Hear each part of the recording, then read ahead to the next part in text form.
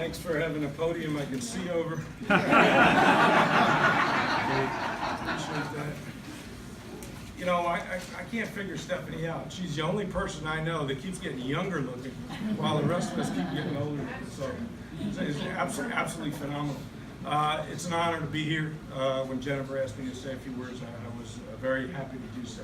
As was mentioned, we met in 2002. Contrary to folklore, we didn't know each other when I went through the process, but I was fortunate enough to be hired and spent 10 and a half wonderful years as chief of police here. So in a lot of ways, I know all of you know and love Jennifer, so I'm speaking to the choir, which is a nice crowd. It's a nice choir. But I got to see her up close and personal, you know, for the years we worked together.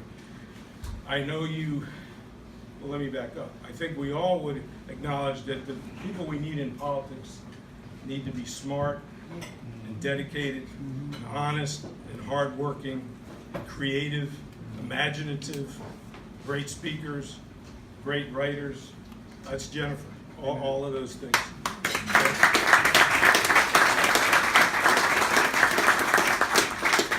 What she also is in some of the things that people wouldn't see at 3 o'clock in the morning. Where's the basket? That way. Thank you. 3 o'clock in the morning or 2 o'clock Sunday afternoon, Jennifer was thinking about work and was on the job. She'd email me, she'd text me, she'd have a question, or if a police officer got hurt, whether it was 3 in the morning or regardless, what people didn't see was her emailing me or calling me or texting me saying, how's the officer? Is she doing all right? Anything I need to do? Or if there was any crime issue, do I need to be there? That kind of interaction was impressive and astounding for somebody at the mayoral level. And it was nonstop. She also was a person, I mentioned she's creative and imaginative, but there's a give and take there that people don't see.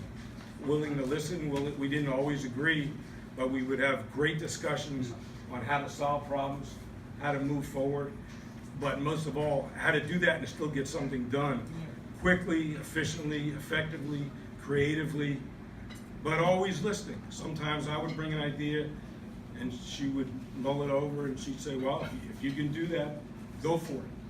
And those are the kinds of things that you don't see in the newspaper, obviously, but you do see all the results, all the things that happened during her tenure.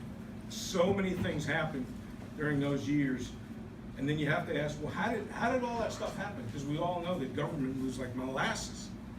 And one of the things that she subscribes to, which I subscribe to, which I learned back in my DC days, to go the speed limit in government, you got to try to drive 100 miles an hour because there's all these roadblocks, including people that are just kind of filling time, even though they're great workers. So they need leaders, they need motivation, they need somebody who has that passion and commitment. And I guess I'll leave you with one last word. I think we all know Jennifer's passionate. She loved being mayor. She loves what she was doing. She loved moving things forward. She was able to prioritize things that weren't important, things down the ladder, and concentrate on the things that were important. She was a great supporter of law enforcement and the police department, which is why we were so successful. So obviously she would make a great state senator, and I'm appreciative that you gave me a chance to say a few words. Thanks very much.